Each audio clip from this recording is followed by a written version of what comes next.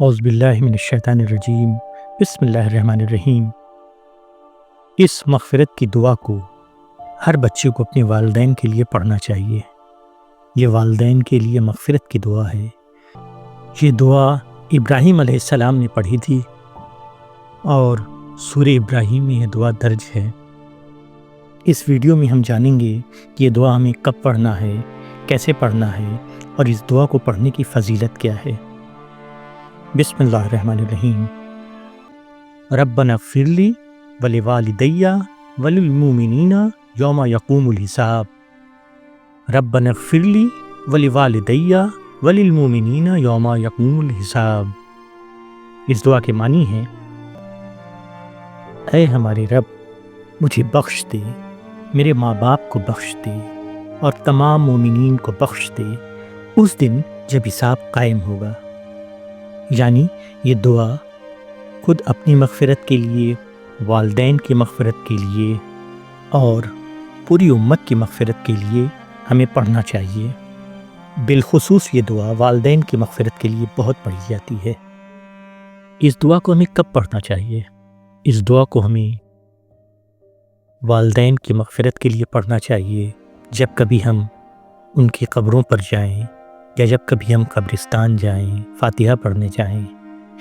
اس دعا کو ہمیں پڑھنا چاہیے اپنی فرض نمازوں کے بعد، اپنی صبح شام کے اذکار کے وقت، تہجد کے وقت، دعا کو مانگتے وقت یا ماں باپ کو یاد کرتے وقت۔ رمضان میں پڑھ سکتے ہیں، جمعے کے دن پڑھ سکتے ہیں۔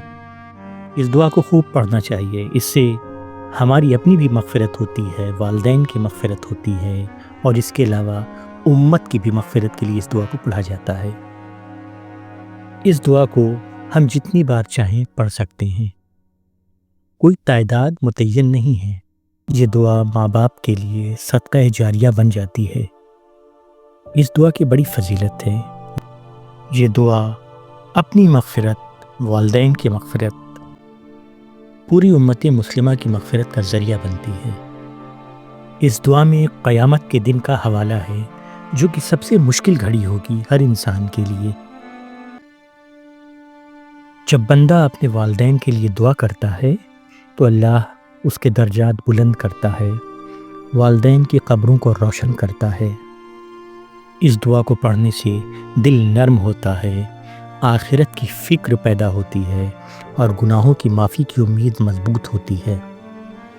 سب سے اہم بات یہ ہے کہ اس دعا میں نہ صرف اپنی مغفرت بلکہ والدین کی مغفرت اور پوری امت کی مغفرت مانگی گئی ہے۔